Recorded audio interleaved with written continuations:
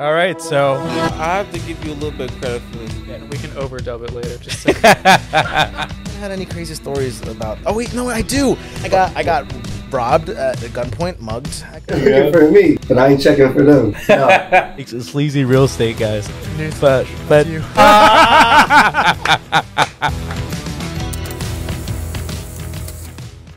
All right, so another episode of the EP podcast here, a home team, a post-election home team. It is November 8th, a Friday. I'm with the one and only co-host, Arthur Hannick, back at his house.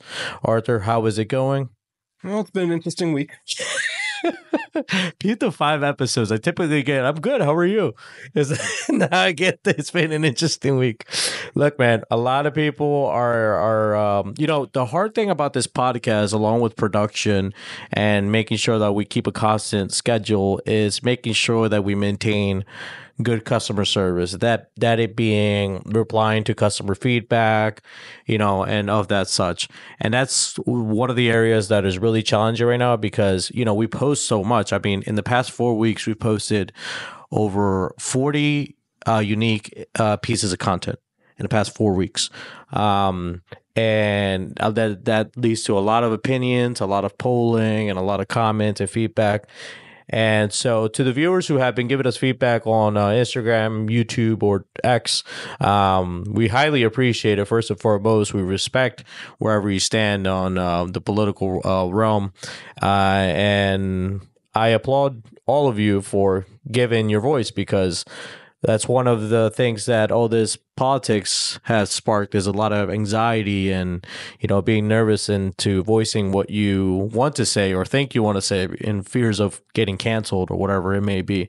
So one, sorry for not being able to get back to everybody. And two, heads off to you for raising your voice. So with that said, Arthur, the election has taken place. It has concluded, so we can finally stop watching all of those political commercials. Yeah. Donald Trump has won the 2024 presidential election. He has won the electoral vote, and as well as the popular vote. First time he was able to do both. And as well, I believe that was the first time anything of that realm happened since, I believe, Bush.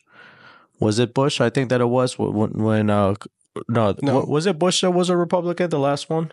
Are we talking about Republican, or are we talking last time? Republican in general is what I'm talking about. It was the first time that happens for someone in the Republican Party. Oh, then that would be Bush. Mm-hmm.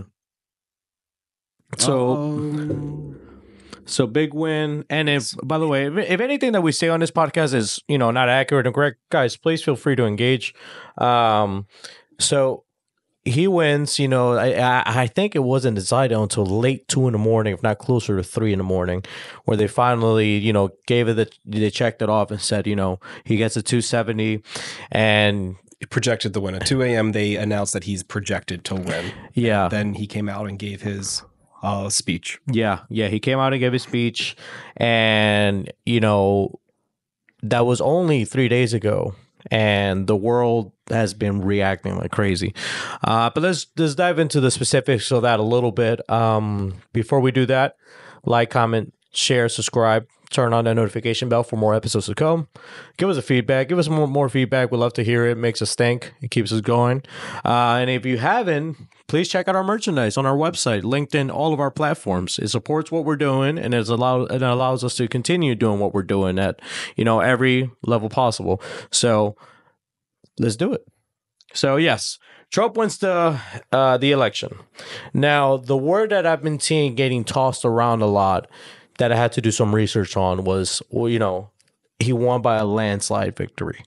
Now, I've been seeing that a lot through platforms like USA Today, CBS, but mostly from the average social media user. They utilize the word landslide. So I'm like, okay, this is a very specific term. So I wonder what that looks like, what exactly those criteria are. So I did some research, right? And then you give me what your definition of landslide is.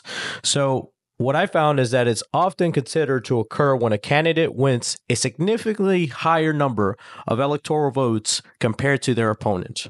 For example, winning more than 70% of the 538 electoral votes, which would be 376 electoral votes is generally considered a landslide.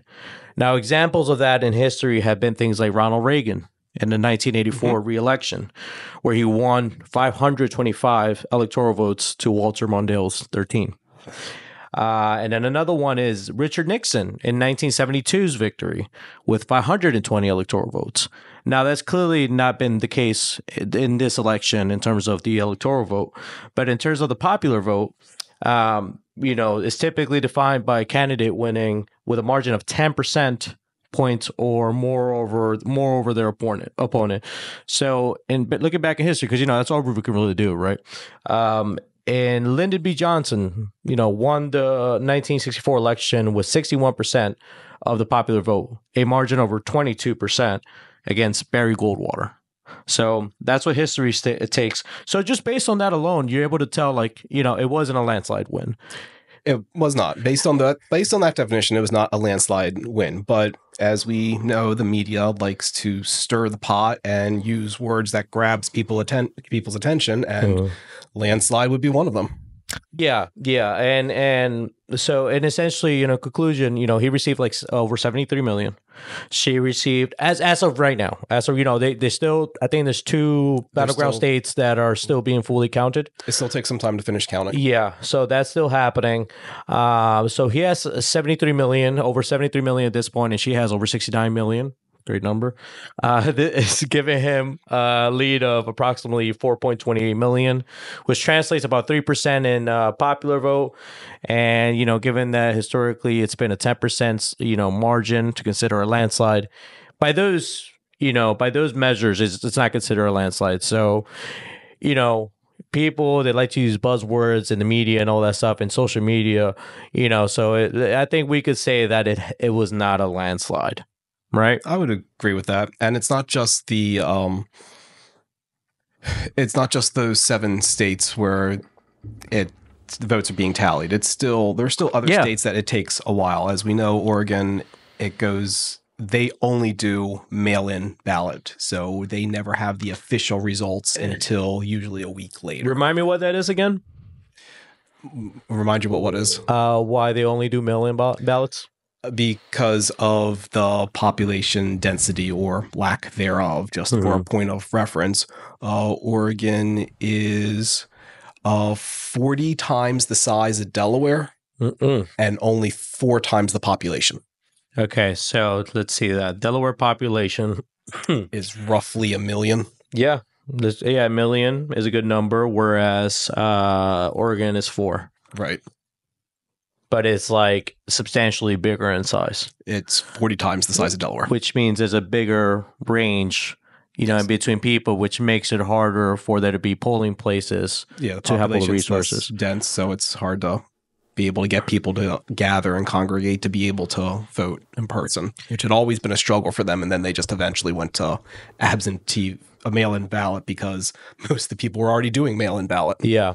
And then, I imagine every state has its own specific look into that they do and figure out how they need to go about it. And that's essentially how the electoral vote is counted on each state, right? Well, it's based on size, is it not in population?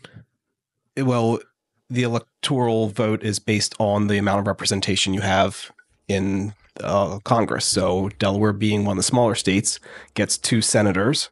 So we get equal representation like all states do in the Senate. And then for a representative, we only have 1 because we're so small population-wise. So that's how Delaware counts as 3. So when the other states have larger numbers, it means they have more representatives because the population is larger. So let's talk about what was going through our mind in Election Day a little bit. So I didn't get to vote. I was backed up with work because the day before I was at the Kamala Philadelphia rally, the closing out rally. And that went from, I was there from 6:30 p.m. all the way till midnight. Okay. And so that put me behind on the next day a little bit in terms of my obligations. And so I didn't get to vote until maybe late 4 o'clock, if not early 5 o'clock. But definitely got to vote regardless. I was a little bit anxious I don't know why. I think it was because, it's my second time voting ever. And, who I am today is not who I was 4 years ago. And this time around, I can't say that I'm a politician or I'm a know-it-all in terms of politics. I know so many people that know a lot more than I do. But it's like I know a lot more now. And it's just like with that information, it made me a little anxious about my decision. But even to the point where when I walked into the polling place, I was just like, where do I go? Well, there should have been people there at the door to greet Yeah, you. no, well, yeah, well, Essentially immediately hold your someone hand. grabbed me. She was like, and then the lady was like, very nice lady. She was like, I was like, oh, you look like you're nervous. She was like, come here, you gotta come here. I'm like, okay, cool. Turns out I was in the wrong place, by the way. Turns out because the first time I got to vote, Whose polling place did you go to? so it was at so I ended up I voted. No, it was the same place from last year. But what happens is there's a school name, right? There's a school name, and one is a high school, and the other one is a middle school, Got it. right? So I just read the name, Mm-hmm. right? And because the person I went with also had the same name, I just assumed we were in the same place. That turned out not to be the case. Correct. They had the middle school and I had the high school, right? So I already looked like a dummy, like walking in because But were they able to tell you? Yeah, at they that told me place exactly where to yep. go. And Yeah. okay, so they yeah, were on top of luckily that. it was like less than a half a mile radius from where I was actually supposed to be, which then made sense because it was the same place where I last voted. But what I wish I was able to do more homework on this time around because it's the president is like the biggest position, right, to fill, Right. I got so consumed in that I didn't get to do as much homework as I would have liked on everything else. So I didn't feel as good about that. So a self note I took is just to do better at that. So in the did next you election. vote for anything besides president? I did. Okay. I did, but not entirely. Not entirely. So I feel bad about that because I'm a every vote counts where, it's the more your voice is heard, the less it's likely to be controlled by government, whatever the case is. So I did feel bad about that, but I make sure I do a better job at that, in the next election. Well, for president, then you have senator, which Right. should have been a fairly easy decision based on the names that Right. were offered, and then representative. They may have been running uncontested, actually. Mm-hmm. No, they weren't. But I mean, there were names that were familiar in politics before and new names.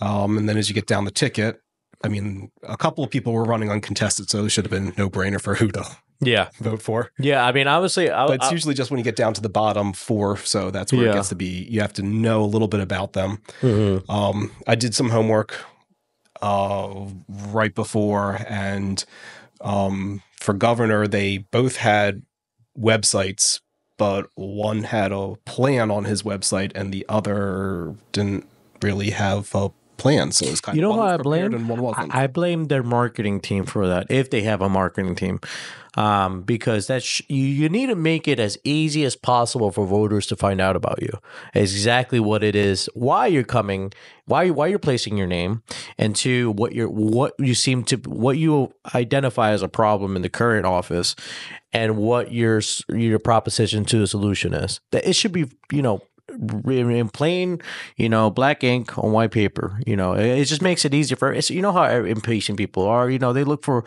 information here and there. They get confused. They stop searching, and then they get bored. And then next thing you know, they're showing up as uninformed. Correct. You have to make everything as easy as possible for people. And if you're running for office, it should be right there on the main page what your position is and what your plans are. Yeah. So people can hit the ground running. It almost, I don't know if it's a requirement or not, like to have it presented on your page, but It's not. If it's not, it should be. It should be, just because it just makes everybody, a more educated voter, which is what we should always aim to be.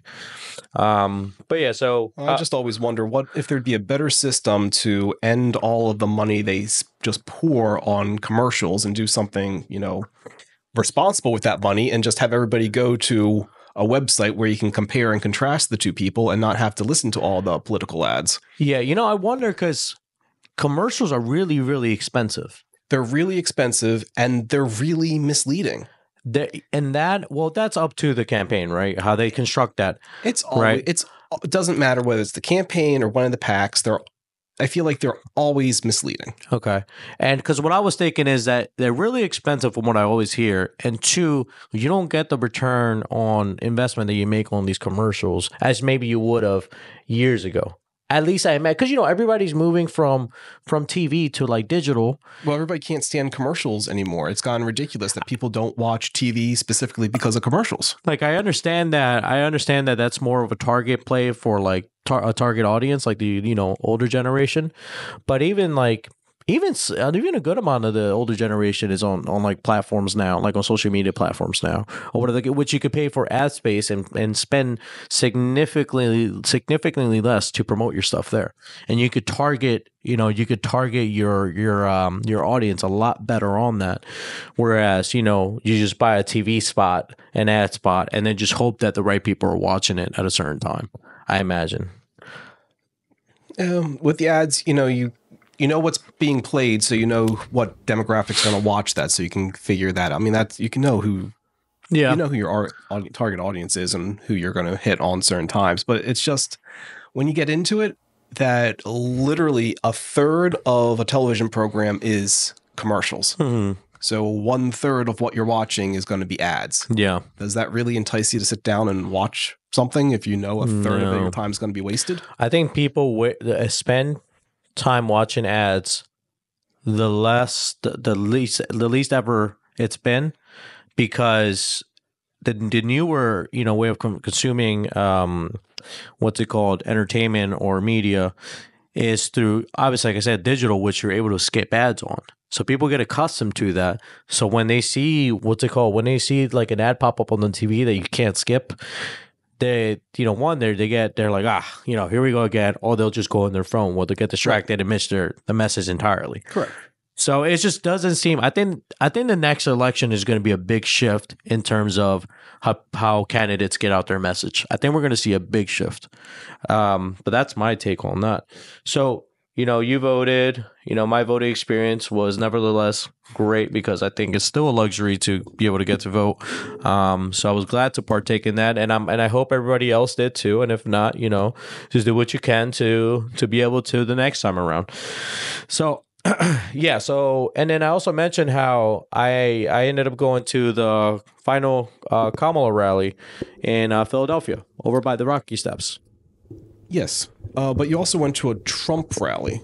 Yeah. So start with the Trump rally and what your impression there was, because that would be your first time going to a rally, and then compare the one with Kamala compared to Trump, since that would be your second experience. So I'll preface. Is that how you say it? Preface? Mm-hmm. I'll preface this by saying that the reason why I went to both is because, one, I'm a registered independent. I feel it's only right that if I'm going to go to one, I'm going to go to the other. My immediate thoughts after saying that is that I found it way easier to find a Trump rally than a Kamala rally. You could argue that maybe it's because I was looking for one more towards the tail end versus, earlier on in the year. But I just wish that either side, or just generally speaking, they would make it easier for one to attend one. I may just have been looking it up incorrectly, but that's just been my experience. If you want people to buy or attend something, you make it as easy as possible for them to be able to find that information. Well, I mean, the other part of it is Kamala is the current vice president. So her schedule isn't completely made public and readily available to every extent. Part of that has to be held back. I could see that. So yeah, I attended both in Philadelphia too at that. So both in the same area. One was, I forget, it was in I forget what stadium it was. But so yeah, I went to one, I want to say second quarter of this year, some point at that time. And it was, it wasn't bad. I mean, I went in there. Now, what I immediately noticed was that my immediate reaction to both was, when I went to Trump's, I didn't know what to expect. Right, I didn't have any base to compare it to, right? So obviously, there's the very excited Trump fans with all the Trump merch, ready to go cheer for him and applaud. Very welcoming atmosphere, I'll say that.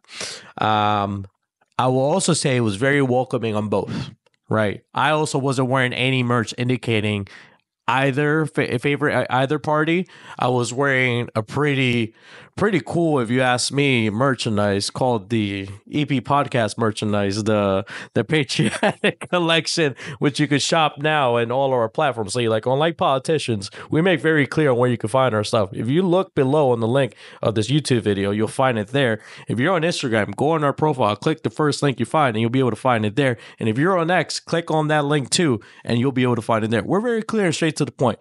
But besides the point, two very friendly environments. I was very happy about that. I would also say there was. I'm going off of each detail. I'm thinking off at the top of my head here. Kamala is easy to remember because it was fresh. Kamala had free water, so that was nice. Free water. You know, it was a big crowd, so it was good to be able to stay hydrated. I do not recall there being free water at the Trump one. But you were inside of Trump. Yes, I was inside. Okay, I believe Trump does do free water out when you're outside as well. Okay. Because you're in the sun. Well, it was night at that point. It wasn't really hot. It was pretty fresh and cool. Okay. So to me, that seemed like a plus. And obviously because, you know, she's the VP, you know, the Secret Service was out the ass at the Kamala rally. Plenty of restrooms to find around. It was also an outdoor place, but let me, you know, focus on the more important stuff. I'm thinking more from like an event coordinating angle here. But the crowd at the Harris rally was substantially bigger than the Trump rally. I know one of the big things that they like to draw comparisons on is how big each other's rally is. And I got to say, you know, and I'll argue for both sides here, is Trump's rally was way earlier on, and this was the complete opposite, which was Kamala's closing rally. And not to mention, you know, Trump didn't have any celebrity artists, musical artists at his rally. Kamala did. Kamala had Lady Gaga, which she was great. Lady Gaga. She also had Ricky Martin, which I would have never thought I would have seen in my lifetime. I thought that was great because I would always hear my mom play Ricky Martin when I was a little kid in Ecuador. And just quick side note, he looks great. He's like late 50s, I think. He looks great for his age. Energy, you would think he's like no older than in his 30s. Oprah Winfrey was there, as well as will.i.am, which I didn't know he was going to be there. And then there was several other notable artists that were present at the rally, which is great. It's great for, you know, pulling people in and all that stuff. So I can't help but question if that's, you know, some of the factors that make it very a big difference in the number of attendees, right? We can't look past that, you know, because for one, it's free to attend. It's free to attend. So if you tell people that you're going to see Gaga, Winfrey, Martin, and all these other celebrities for free at the Rocky Steps performing, you know, you would almost feel silly to say no, right? If you enjoy their music or their entertainment. So, but regardless, you know, I had a good experience overall. I don't really have much bad to say about any of them. If I had to point out a political difference between the two, is that I saw substantially more what's it called? Harris protesters at the Trump rally than I saw Harris protesters at the Harris rally. Do you know what I'm saying? I saw more Trump protesters at Trump's rally versus, you know, I actually didn't see any Harris protesters at Harris rally. So there was that big difference that I noted there.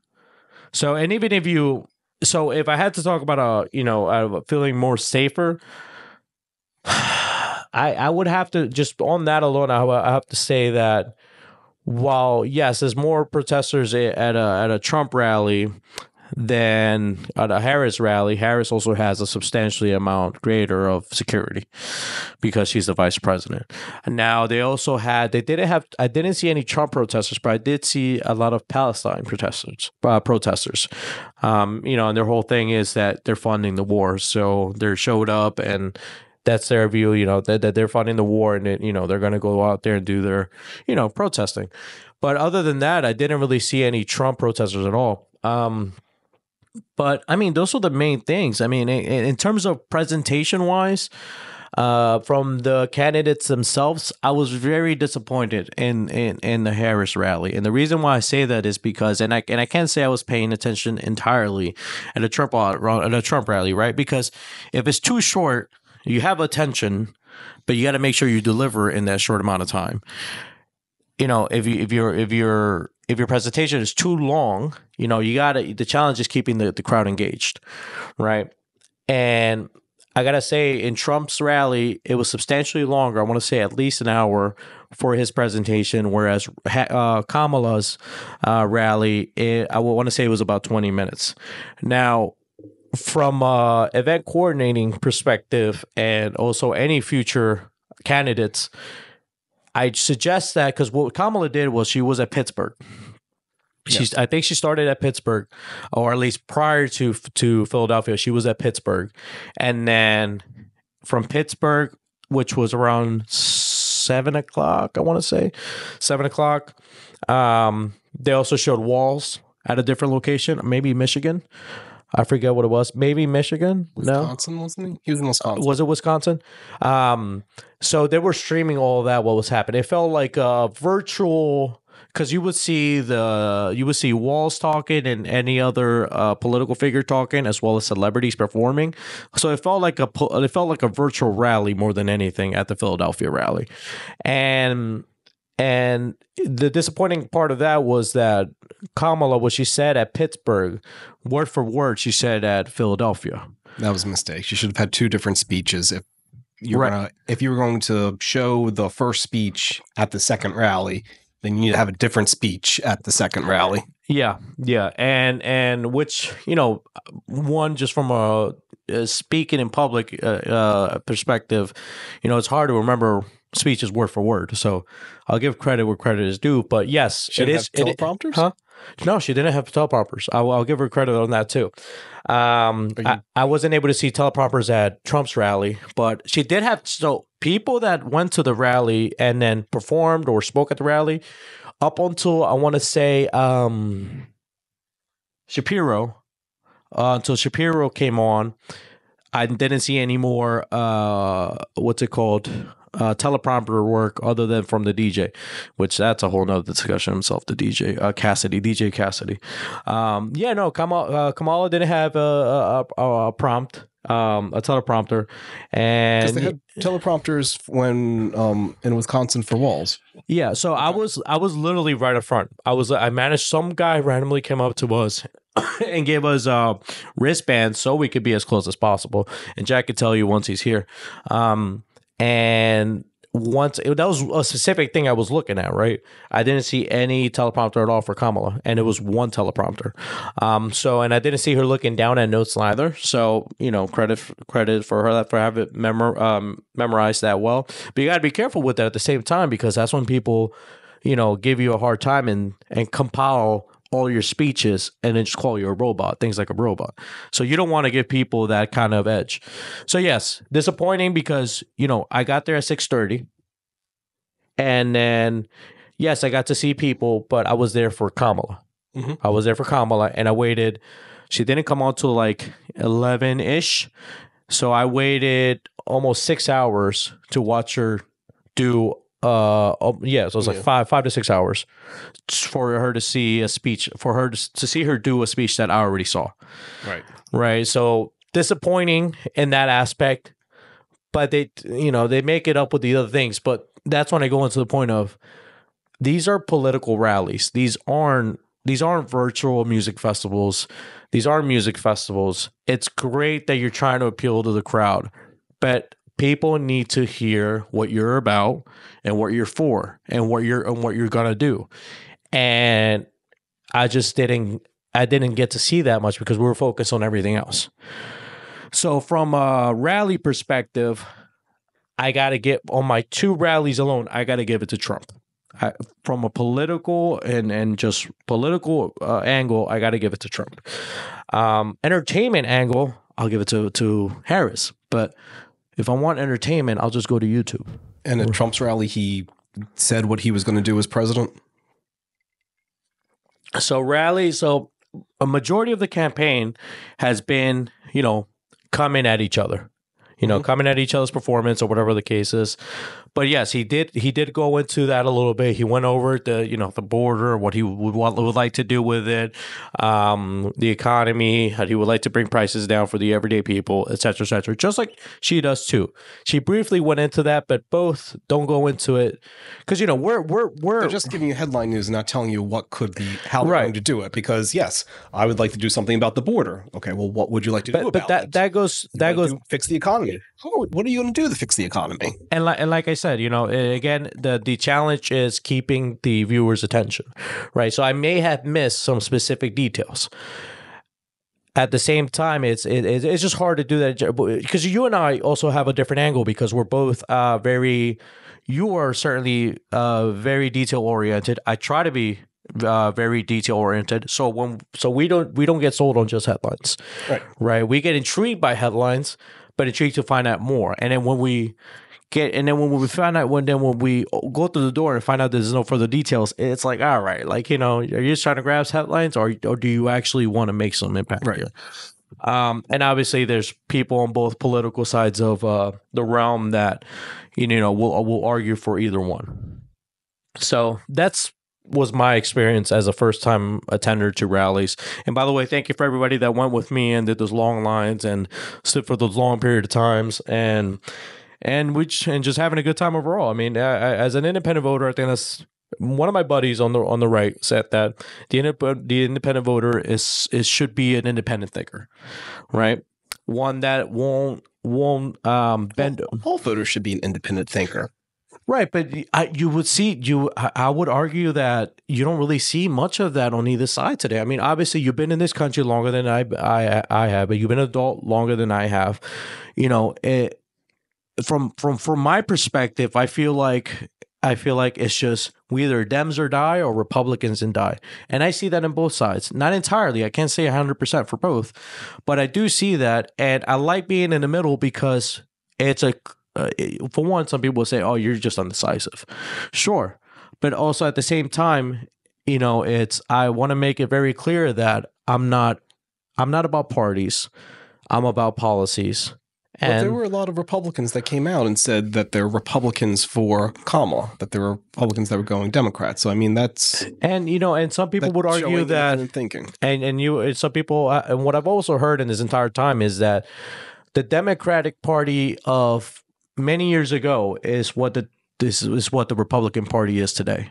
Yes. So, I hear so many different angles to it. It just really comes down to depending who you ask. So that's why it gets so confusing, which is why I sit more comfortably in the middle, because I don't have to deal with any of that stuff. Right. If I were to ask you which party abolished slavery, Republicans or Democrats, which party would you answer?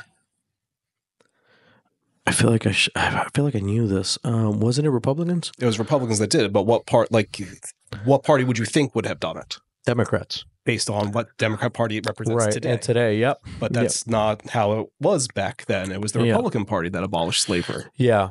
So, and I'm glad you brought that up. Like we were talking about politicians earlier. We were talking about politicians earlier, how they need to be clear what they stand for and what their purpose is. I looked up what exactly the Republican Party, what principles and values they stand on. Mm-hmm. I was able to find that very quickly by, I forget what exactly his name was. I feel terrible, but I couldn't find it with the Democratic Party. I could not find it. And it was the Republican Party was 7 principles and guided. No, it was 7 values and guiding principles that represent the Republican Party, but I couldn't find something similar like that for the Democratic Party. Do you remember a couple of I can pull them up very quick. Hold on. Republican and 7 values. Mike Johnson. U.S. Congressman Mike Johnson. Okay. Yeah, I know. I heard that. But here's the thing. This goes. I liked very much. What's up, Jack? If you want to just move that mirror down, you're welcome to have that chair. That's substitute Jack for now. So I found this because I genuinely want to know what the hell people stand for. I feel like the easiest way is just to have a list of what your core values and guiding principles are. So, and I looked this up and I found this from Mike Johnson. And just to give you the headlines: individual freedom, limited government, the rule of law, peace through strength, fiscal responsibility, free markets, and human dignity. Now, there's a lot more that goes into that in the explanation. I would agree with a couple of those, but this, I don't believe should be a blanket statement for the Republican Party. So, by blanket statement, what do you mean? I don't feel like what he just stated as those 7 principles are the definition of the Republican Party. Right, and you know, that's exactly, you said I feel, keyword feel, which is subjective, but just from a general standpoint for the uneducated person in these things, I wish the Democrats had something like this, because I think if they did, we'd find that we believe in a lot more things in common than we do like in difference. I mean, which goes back to the politician thing that we were talking about earlier. Well, the big thing about, Republicans have always been for limited government. Mm-hmm. That's always been a key one. They always hear about the being fiscally responsible. Well, that's what they say, but their track record for the past several Republican presidents doesn't echo that thought. And that's fine for you to say that, right? Because like we get sold the headlines, right? Let's say that the Republicans are selling us a headline. It should be up to the consumer, the buyer, to educate themselves and maybe even buy in a little bit, so they can figure out whether or not that's truly what they stand for. And you're only able to figure that out after a long period of time. And which is why you find that over a long period of time, people go back and forth of what party they're in. Because you'll find, as we said earlier, that what the Democratic Party was before is now what the Republican Party is, which is just what's going to happen over longer periods of time. But that's why it's always up to the consumer, which is why I like being an independent, because it always allows me to vote on principles and not on names, right? Names not including just the political figures, but also the political dynamic of Republicans, a two-party system. Which is a whole thing in itself. I think most people don't like the fact that it's, at least from what I've heard from the people I've spoken to, generally, I don't think people overall like the whole two-party system anymore. It was never supposed to be a two-party system. Okay, tell me about that. Our founding fathers would be mortified to find out that it's been reduced to a two-party system. Mm-hmm. If you go back and look at the presidents and which party they belong to, the first several presidents were members of parties that you've never even heard of today. Uh-huh. They've just completely been absorbed by other parties. They've merged together. Or they've just completely fallen by the wayside. Yeah. Yeah. So, I mean, it's a lot of, at the end of the day, it's just, you got to be, and we had this conversation before any of this happened. And I remember it very clearly in Iceland on our way to the city of Reykjavik. Mm-hmm. We were on that shuttle bus, and I don't know what we were talking. We were just talking about the amount of information that's coming in today's world. Mind you, this was what, 2020, 2021? I think it's what it was. Was it around that time? I forget when it was that we went to Iceland. No, it was after COVID. It was after the pandemic, because we have all the extra steps you had to take, and they had just lifted being tested before you got on the airplane. Before you're going to have to show that test before you got on the airplane. So that would put us at what, 2021, 2022? Yeah. So and we were having the conversation. I don't know how we got into it, but we were just having a cool conversation about the abundance of information in today's world, and how we got to take it back down to our English 101 course of finding credible sources to, formulate an opinion on. And that wasn't even talking about politics at all. And I think that's more important now than ever. I mean, I posted last year on Instagram about how you need to educate yourself on politics so you can formulate a decision, because it matters. It matters whether or not. And I'll say it again, if you refuse to partake in politics, you'll be governed by your inferiors, like Plato said. So That's my experience with the rallies. Let's talk about Kamala's campaign performance. In contrast to, let's talk about this year's election in contrast to elections in the past. So, right now, as of right now, according to the Associated Press, Trump has 295 of the electoral vote. It's a little over 73, according to this, almost 74 million votes. And Harris has 226 of the electoral votes and over 69 million of the. Well, I think the electoral votes are going to stay. I don't think that's changing. I think it's just the individual votes are going to keep increasing for both as they keep tallying them up. Okay. I don't, again, I'm newer to politics, so I'm learning politics. I couldn't figure out for the life of me what the hell the popular vote was until it was one of those things, in accounting 101, they tell you, no, in accounting 1, they tell you. It's accounting 101. Is it accounting 101? In accounting 101, they tell you, don't just look at it at face value. Right, I did not look at it at face value when it was right in front of me, and I kept like, "What the hell does this mean?" Because I was figuring out what a landslide was, which is way more complicated than just figuring out popular. When it's simply just the amount of votes for each candidate. So Trump, as we said earlier, he won the electoral as well as the popular. So looking back into the last other 3 elections, so 2020 election, which was Biden and Trump. That came out, and this is sourcing from 270 to Win, which what they do is they give you a list of all the elections and what that looked like in terms of the map, in terms of the electoral, in terms of the popular, et cetera, et cetera. Biden obviously winning 2020. He had 306 of the electoral, and Trump had 232, which is around, what Harris, had this time around. Why do you think? Now, here's something that's okay. I'm going to jump ahead a little bit here and just bear with me here. Right, right now Trump has 73 million. Let's call it 73 million. Okay. Harris has 69. Right, and the 2020 election, and I know we're not done counting just yet. Right, in the 2020 election, Biden had 81 million and Trump had 74 million. Now, in the 2016 election with Trump and Clinton. There was 62 million. Trump had 62 million and Hillary had 65 million. Something, how we look at when we do financial analysis, we try to see what causes numbers to either jump drastically or go down drastically. We analyze. Mm-hmm. I found this very interesting. Biden had 81 million votes. Okay.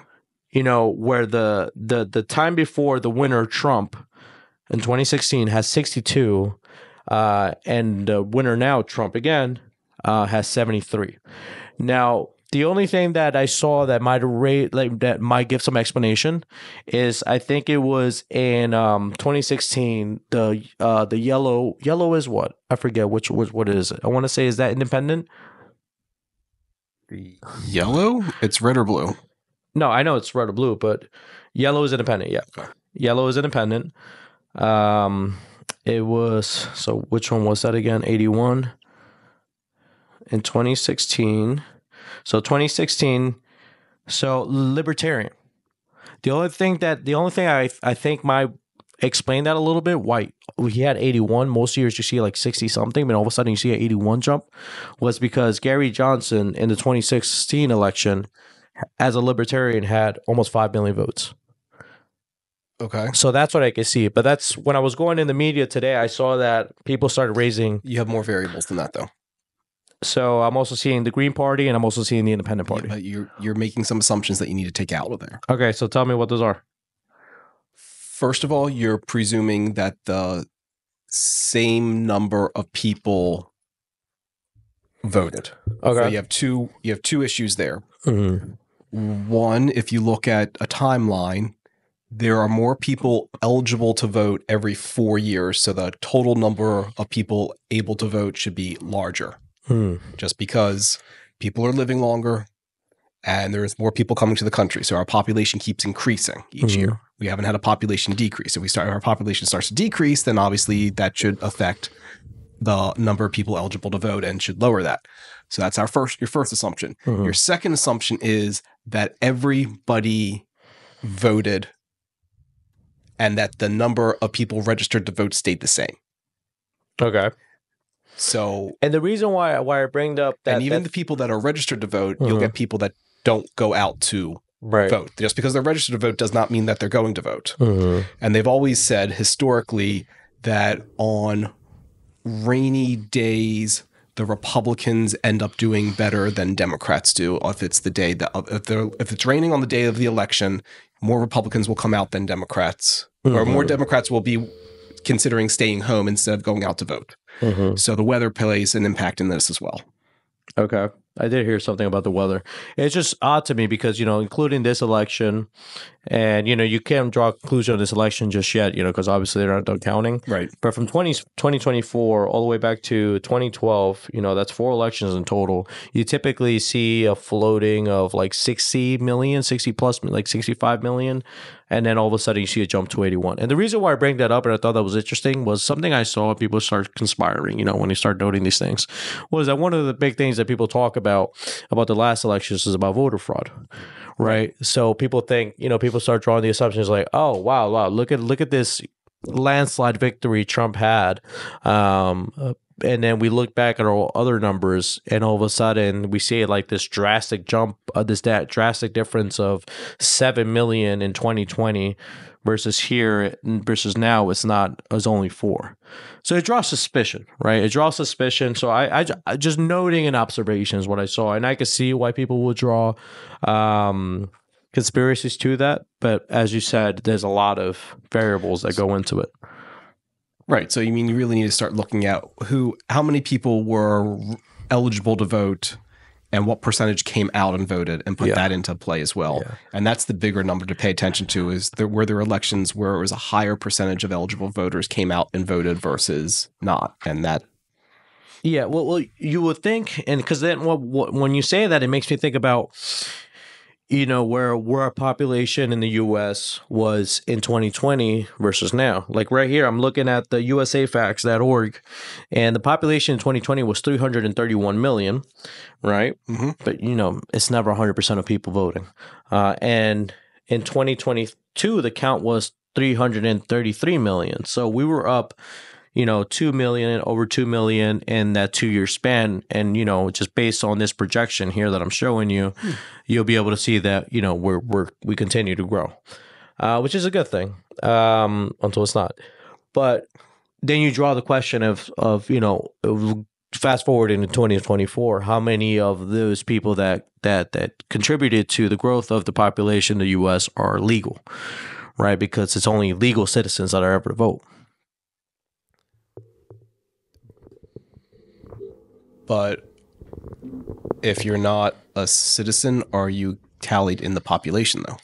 No, but no, you're not. But you're not allowed to vote if you're not. No, you're not. No, but are you counted in the population if you're not a citizen?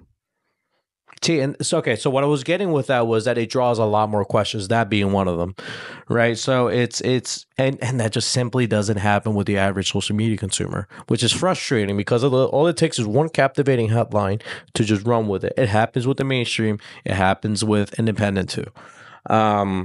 So that's why it's funny because I always tell you, Arthur, I'll take everything you say at face value, but I'll believe you even more if you show me where this is coming from. I've told what I've told you. I've told to people in the extreme right and the extreme left. So it just gives me more. The definitions of confidence is not shouting affirmations in the mirror. Is stacking undeniable proof that says you are who you say you are. Same thing goes with that, right? If you could give me undeniable proof, as to say in law, beyond reasonable doubt, then I'll buy it. But then again, I think that comes down to the typical consumer, which unfortunately is just not how the typical consumer rolls.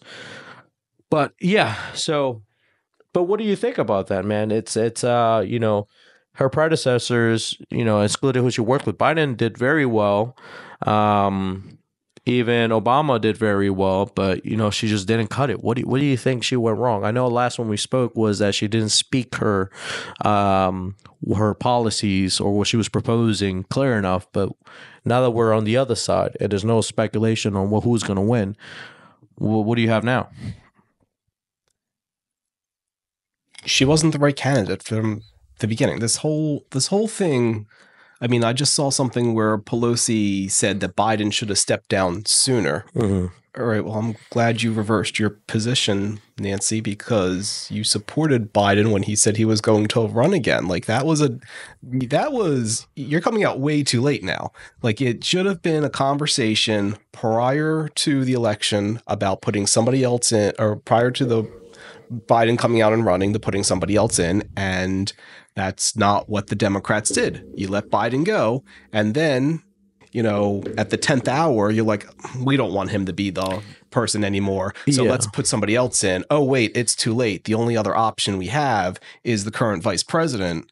So you didn't really give, I mean, honestly, it wasn't really a free election, in my opinion, because we didn't get to have an open forum for Democrats to step up and say that they wanted to run. That should have happened. That should have happened. You don't come out and run against the current sitting president. So if you're a Democrat, you don't come out and do that. If you're a Republican, you just don't do that. So it's not really.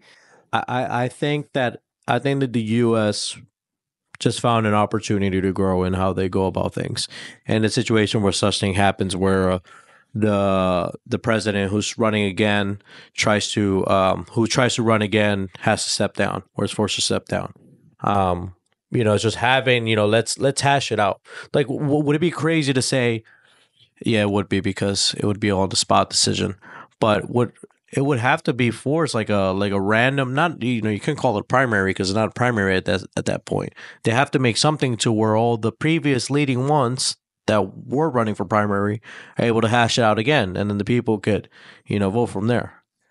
Well, maybe it needs to be adjusted, because the assumption is that if you're running for president, then you should be allowed to run for the next 4 years and have an 8-year term.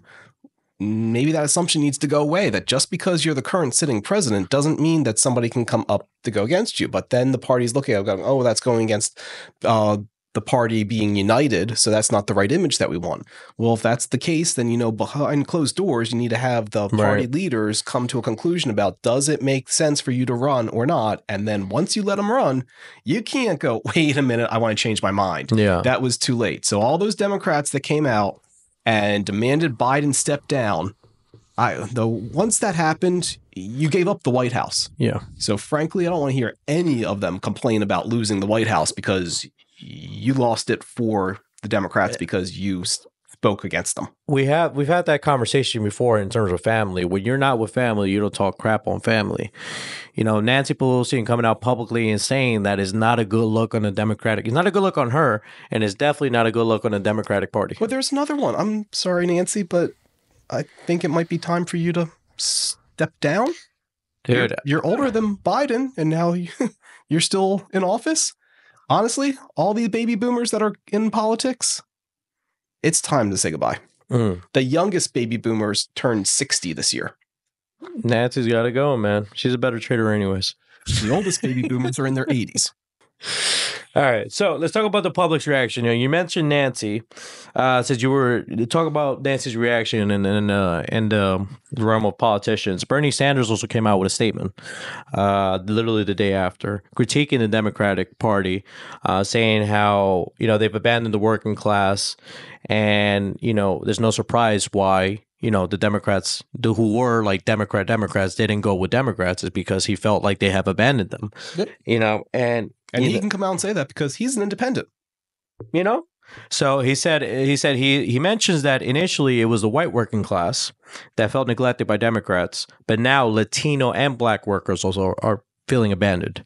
So there's that. He talks about. He also spoke about the disparities between the wealth classes, how the wage gap has never been greater, in recent history, and how 60% of Americans are living paycheck to paycheck, and the damage that is having in the sentiment of the economy, and that apparently, he noted that inflation adjusted wages for the average American worker are lower today than they were 50 years ago. Correct. So that's food for thought right there, and. His call for change was that, they're frustrated with the status quo and they want change. And he implies that the Democratic leadership's defense of status quo has alienated their voter base. And one thing he also I noted here that I thought was interesting is he condemns the billions of dollars being sent to support foreign military actions, particularly criticizing funding for Israel's actions against Palestinians, which he claims has led to widespread suffering. Which, what Bernie was indirectly saying here was that that the Democratic Party, or just the government in general, is having a prioritization problem. That we're not focusing on the things we need to focus right now. Yes, it was clear that the Democrats were missing the mark and weren't focusing on what the real issues at hand were. But I mean, she didn't really tell me. She gave us headline news of what her policy were, but she didn't say how she was going to do it. And that was a mistake. And I don't understand how Trump can just stand there and make shit up and everyone just goes, oh, well, he said that, so it's going to happen. Well, yeah. He makes a lot of shit up, and he even admits things. My favorite is his big tax cut for everybody. After he got it done. Which one? He only had one. Well, he offered... In office, he had one. And who are you referring to again? Trump. Okay. So when he was in office, his big tax cut. The week after his big tax cut comes out, he openly admits that this wasn't a tax cut for the middle class. And people go, oh, I'm saving so much money under Trump. Not if you're middle class. It was a tax increase. So then he said that the next tax cut he did would be for the middle class. Well, that never happened. So the bulk of Americans didn't get the tax cut that he said that they did, but people don't realize it because they're looking at their paycheck, and their take-home pay was greater because he reduced how much you were paying each paycheck. But then at the end of the year, you ended up paying more or getting a smaller tax refund. But people were paying attention to that check coming in 52 times a year or 26 times a year, and not paying attention to the one time where you have to get your refund or pay money. Well, so I just can't believe the American mind is so short-sighted that. Well, accountants, I've been seeing a lot of videos from accountants, and while a lot of these promises sound great, once you start breaking it down, it doesn't sound as feasible. Oh, it can't happen. Not taxing the overtime wages? At least. Well, you say that, but also when Trump came out on the no tax on tips, which we touched on the last episode, Kamala, not too long afterwards, came out saying, "Oh, we're also going to do no tax on tips." Didn't say also, but made it seem as if it was her own. So, it's just. At the end of the day, we are where we are, and we got to see where it goes. But from politicians, the stock market also had a pretty interesting reaction to Trump going and becoming president-elect. The S&P had the best post-election day in history. The day afterwards, also the best day for the stock market in almost 2 years, and over $1.28 trillion was added to the stock market the day afterwards. So one of the things that people give, they're saying that things are going to be terrible when Trump goes into office, but, we talked about, follow the money. The money right now is reacting to Trump going to the office. What do you think this was the reaction from the stock market? You have to look at the bigger picture when it comes to the money. I mean, yes, you can make record high profits. At what cost? At what are you willing to sacrifice for that? Are we talking about we're going to sacrifice clean air, clean water to be able to do that? That's a possibility. So, there's the environmental impact as well. There's the impact on society. And if you we can just focus on profits and drive the stock market up to record highs and just focus on profits. But when you do that, you start taking away other things that you didn't necessarily want to or will have a negative impact. Like, you want to get the oil business to be more profitable? Tell them they can pollute all the water that they want. They will be beyond profitable. But right now, because they have to go through a process to prevent themselves from polluting the drinking water, it costs them money. If I take that away from them, their profits soar.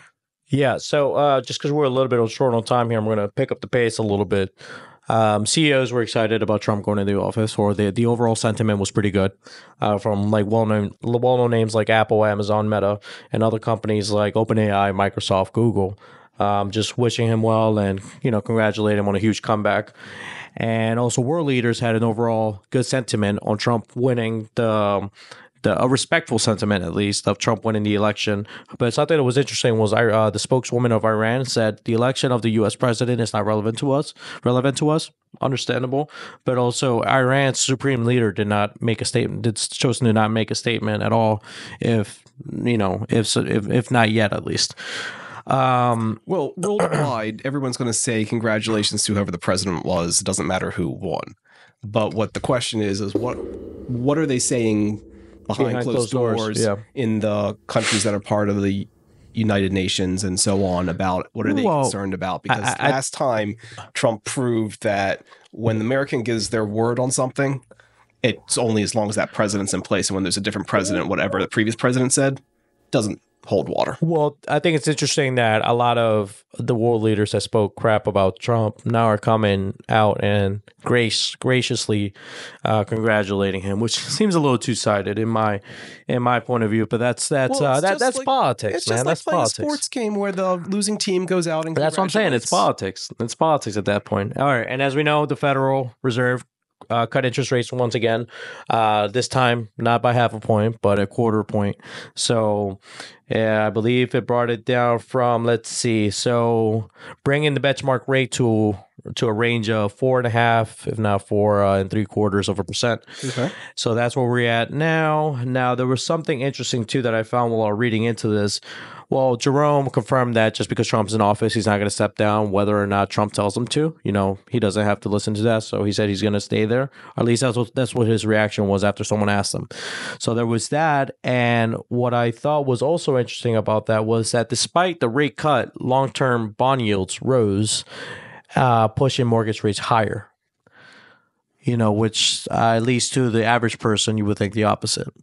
I don't know what the effects of that is, but, it supposedly suggests concerns over rising deficits and inflation. Well, it's also supply and demand as well with the rates, because you can only give that rate based upon other factors. But if more people are coming out asking for a mortgage, then you have time to process.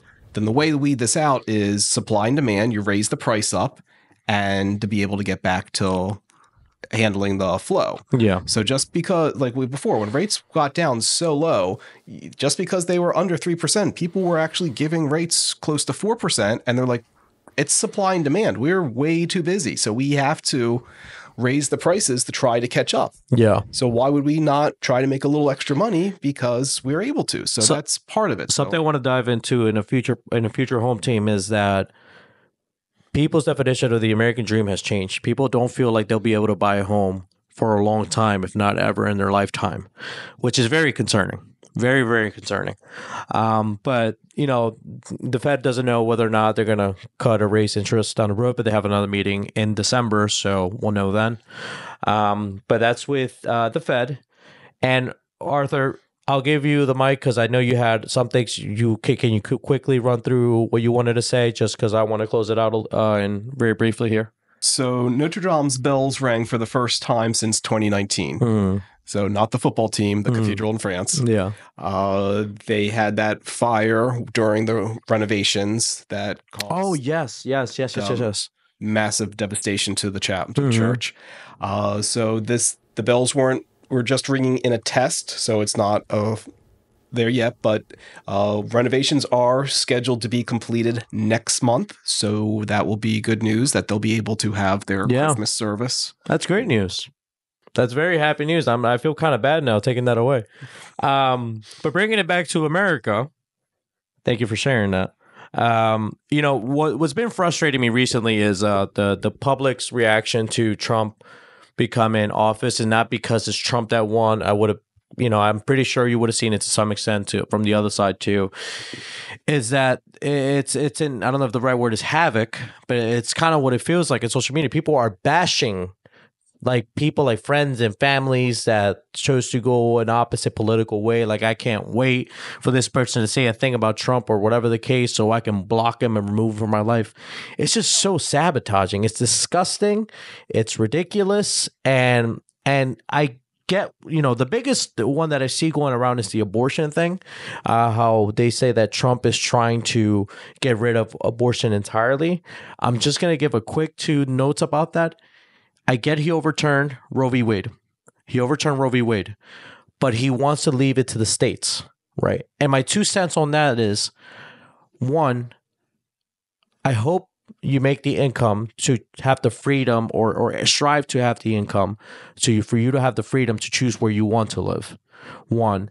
And 2, there's still plenty of states out there that have no limits on abortions or any specific complications on it. So abortion is not going away entirely. It's just giving the states the freedom to choose how they want to handle it. If you don't want to be in that state because of the abortion laws that they're implying, please just go to another state. Either way, why would you want to be around that if you don't believe in that? Now, personally speaking, I say this is a problem that we've spoken about this before. I don't think the government should tell a woman what to do with their body. It's their body. They do as they please. But that's not the case we're in. We're in the case that it's going to go to the state's decision. If you don't like it, please move to another state. But please, above anything, politics are not worth sacrificing lifelong relationships over. It's just not worth it. It's ridiculous. Like, we're adults here. We're not gonna. If I encourage you, we have more elections to come. I encourage you that if you are big disfavoring on what the person's political views are, if there really, really are someone that you value and they value you, have the conversation. Educate yourself on what you need to know, that you think they should know, and have the conversation. Don't just shun them out. Politics is a whole different realm, and a lot of times the media messes us up because of that. So just please cut it out. I'm tired of seeing that. But that's my closing message. Have the conversation, get informed, make right decisions, lead with love, and take care of each other. This has been another episode of the EP Podcast. Arthur, thank you so much. If you haven't already, like, comment, share, subscribe, turn on the notification bell for more episodes to come and covering these topics. If you like what we're doing here and the discussions we are having, go to our websites, literally anywhere. You could even Google us and find our website and shop the merch, support the cause, F the mainstream media. And till next time. Bye-bye, bye-bye, bye-bye.